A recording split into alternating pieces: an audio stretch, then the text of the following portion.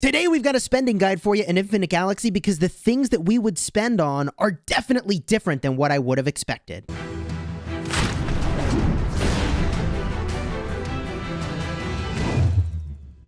Hello my friends and welcome back. I'm Chisgule Gaming and this video has been sponsored by the makers of Infinite Galaxy. A huge thank you to them and let's get this thing started. What the heck should you spend on if you are going to spend in Infinite Galaxy?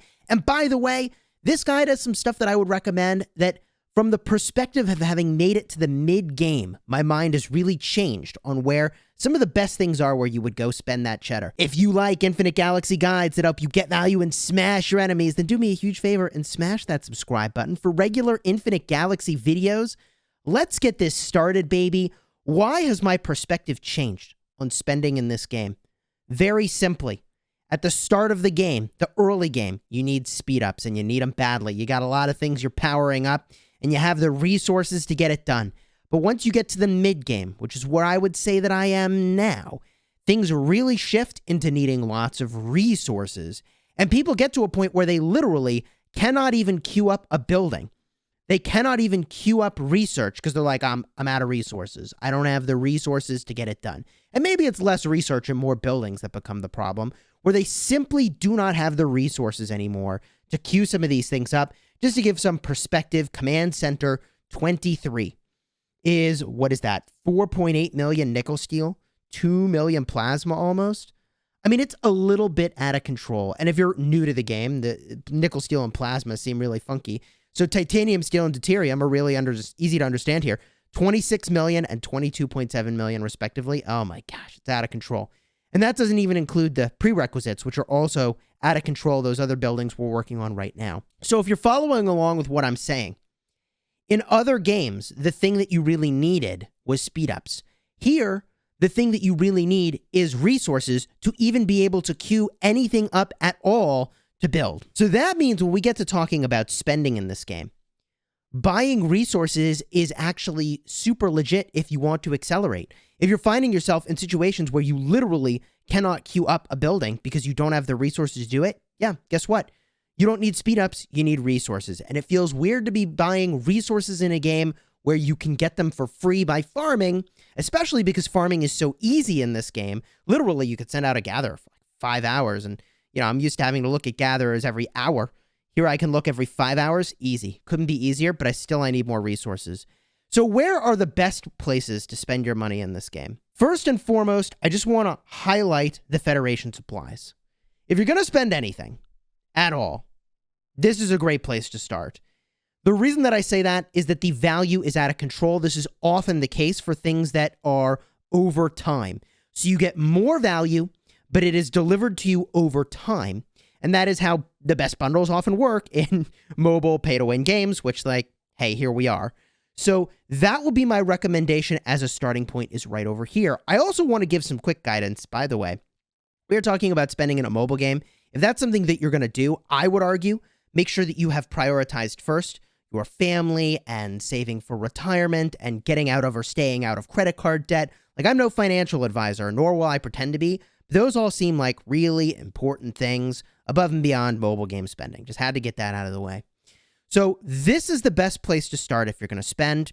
And the other thing I want to talk about is after you've purchased bundles like that, now there's a question of when should you spend? Because in this game, there are many, in fact, every other week it seems, we've got a special spenders event where the more Khorium worth of bundles you purchase, the more free goodies you get for having purchased. So timing of your spending is actually a really big deal in Infinite Galaxy.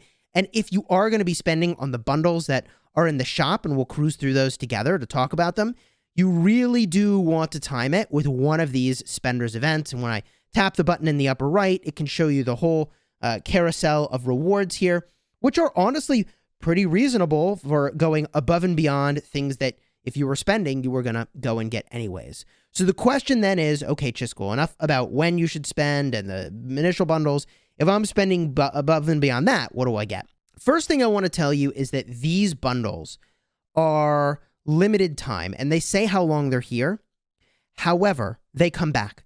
So the daily specials, it's not just like, oh, look, Today it's Chisgule. He's always here on this day of the week, I feel like. He comes back here very regularly. Same is true with Laura. She's in the rotation all the time. Harvey, like pretty much all these bundles, they're on a rotation. They'll come back. If you don't get it today, it says daily special. It's not like this was a hand-picked special thing that only existed on this one day. No, they come back. So that's an important thing to establish. The other thing that I really want to emphasize is that I would not be buying bundles with speed ups. I just don't think that once you enter the mid game, those are going to be particularly valuable to you. Maybe at the start of the game, you'll feel like you need those. Mid game, no.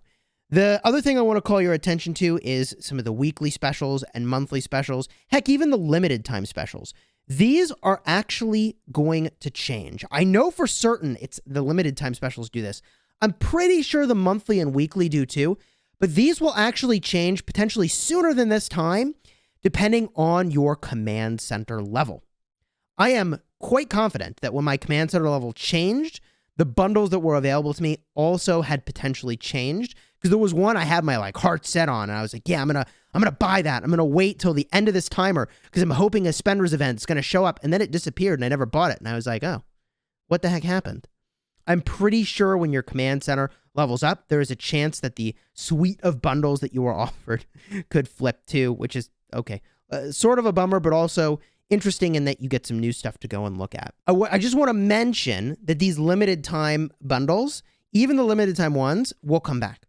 I have not at any point in the game had a moment where there were 0 limited time bundles, and when the timer ran out, then there were none. There's almost always something that pops back in here, and you could theoretically buy all the monthly or weekly bundles, but hasn't happened to me yet, and I don't know that I can recommend all those bundles, quite frankly. So let's get into what Chisgule actually recommends, okay?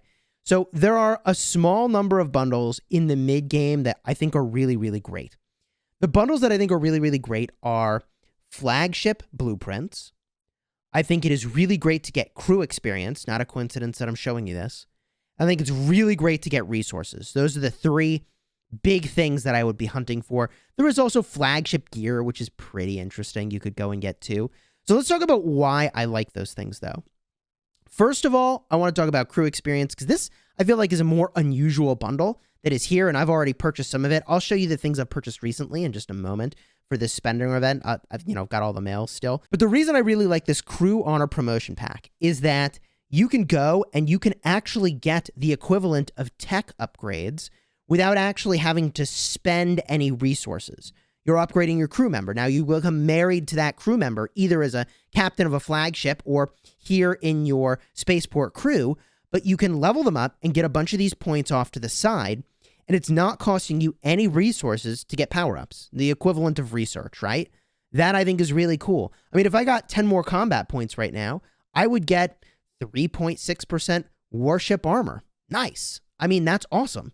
If I were to go and get 7 more command points, I could get more building speed, which comedically, people in the mid game move out of building speed. They move out of research speed because they actually don't care about it, as weird as that sounds. I'm telling you, the resource crunch is going to be so real. They don't need it to go faster. They just need the resources to be able to queue their next thing. This is why a lot of players also focus in on logistics, but now I've gone off the deep end into a separate topic. What I'm saying is crew experience is good because it's the equivalent of tech. And that is really nice. You can focus on what kind of tech you want, depending on what crew members you pop into here, and then you level them up. I think that's a great use for bundles. Resources, I think, is obvious, because I've been talking about resources. I'm planning right now, if nothing changes for this Spenders event with the bundles that are available to me, to be getting a bunch of plasma, a bunch of nickel. I'm probably even going to pick up these newbie resources, because, look, you're either taking your resources from other players, gathering them, or buying them. And right now, I'm already max on my gathering. The only other options are for me to take them from other players and to buy them here. And the thing is that players are not dumb. Well, not all of them, right? Like, players get better and better over time about realizing, hey, wait a minute, if I have lots of resources, they could just get stolen. And so they don't have a bunch of resources open. In fact, the only players, comedically, that have lots of resources open are the ones that went and raided a bunch of people. And they're all actually low on warships because they, lost a bunch raiding player cities. And then you go raid those players. It's a weird cycle. It's a weird cycle. If you want to see us doing that to somebody, they had like 70 million resources. I have a card up in the top for this crazy war that we did. Anyways, I'm off topic. The point is that because everybody gets resource crunched in the mid game, there aren't going to be as many excess resources floating around. And so you're going to have to buy them at some point. That's where I'm going to be focused. And the last thing I mentioned is flagships. Sometimes they're going to show up in a daily special. Sometimes they're going to show up in a weekly special. You get the Advanced Federation credits. You can, put those onto any legendary flagship you already have.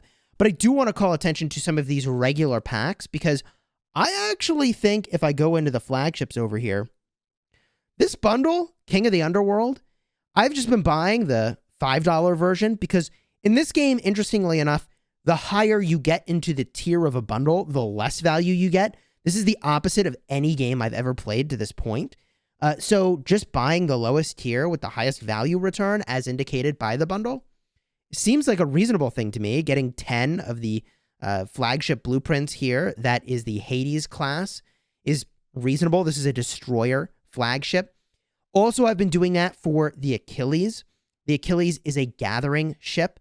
I don't think I have any of that available right now for purchase, but I'll show you the things I have been buying recently. And I do want to call attention to the fact very briefly that if you just get a look here, you can see that in the regular pack section, these bundles that have resources are generally considered to be less value than the counterparts that you would get in the limited time and special packs section.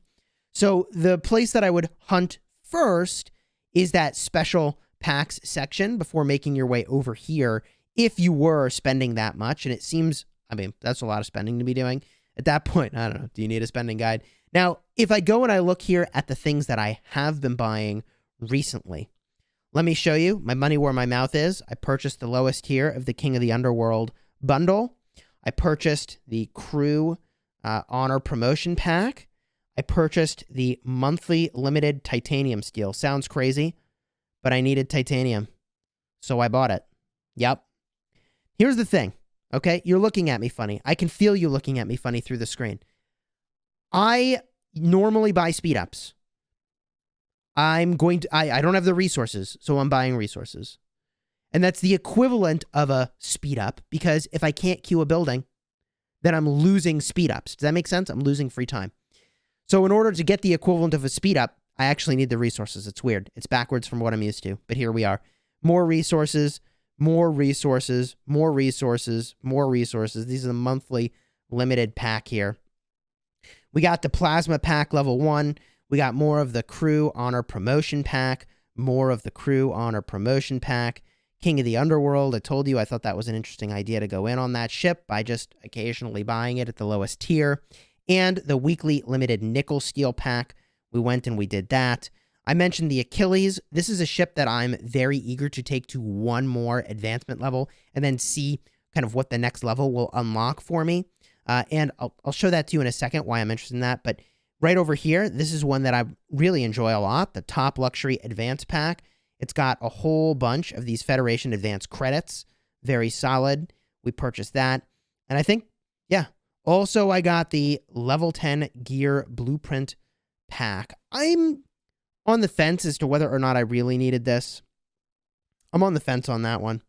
But there you go. Those are all the things I purchased for the most recent Spenders event here. And the reason that I think that spending a small amount over time on something like the Achilles and one of these spending events is actually going to pay dividends for me is because the very next modification is going to give me double the gathering speed from this.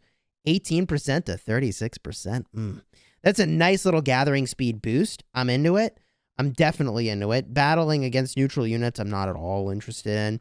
Planet development, all resource output could be really interesting, as well as a Peleus replacement if I wanted. But even just getting this thing to the second level is pretty compelling. I'm really close to being able to do that and getting that extra gathering speed. I'm definitely into that. And gosh darn it, I say that and I'm not even using it to gather right now because I was lazy. I would love if there were some presets here that I could quick swap between what flagship I'm using and the number of warships that are in there. But, sometimes you're in a hurry. Oh, that's a little bit embarrassing. I think the thing that is most shocking to me about spending in Infinite Galaxy, at least so far, is I have seen no events in-game that would require you to have Khorium, which I suppose is very free-to-play friendly, and that's a good thing. But I do find it shocking that there's not incentive to have Khorium in Infinite Galaxy.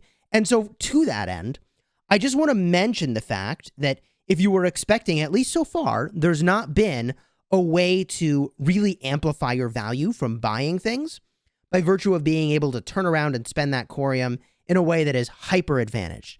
Khorium is flexible. It lets you do whatever you want. And in terms of the best ways to spend your Khorium right now, it's going to the Trade Center, smash that shop button, go to the buffs, and this is the screen. By far, I mean, I'm doing the day-long gathering speed up right over here. Huge. The gathering speed up boost, huge. I mean, it definitely feels worth it to me because resources are such a crunch in this game. I pick up these other buffs when I can't get a 1 hour buff from the Alliance shop. Those 1 hour buffs in the Alliance shop are really nice because usually you're not in a fight for like 8 hours. That's unusual. You're not going to be there. So you could save on Khorium if you get that from your Alliance shop. The other thing where it feels really important to just have some Khorium is to not cheap out and to buy an appropriate length peace shield. If you're in a war, oh my gosh, don't fool around with the duration of your peace shield, okay? Definitely, and that's not even a peace shield, don't get confused. Protection field and silent force field prevents scouting. Yeah, definitely don't mess that one up. Peace shield's really important if you're in a war. But anyways, those are the places where I think Khorium are super reasonable to spend. But I am shocked and hoping that at some point there will be a Khorium-related spending event so that I can convert this Khorium in a way that's super advantaged. Until that point, though, I'm just using the Khorium as speed-ups when I need it. And honestly, I seem to be getting enough speed-ups other ways right now that, like, I am literally not speeding up most of what's happening in my buildings because I don't have the resources. And you'll probably hit that point in the mid-game, too. If you found this guide helpful, do me a huge favor, throw a like on here, consider subscribing for those regular Infinite Galaxy videos that help you get value and smash your enemies. We've got some other general tips and tricks for Infinite Galaxy. I'll have a card up in the top if you want to check out that video. It's one of the more popular ones we've done on this channel. And until next time, you have fun smashing your nebula and leave some comments down below for spending guidance. I get that I'm still relatively new to this game, about a month and a half in, enjoying it so far, and definitely happy to learn from your experience.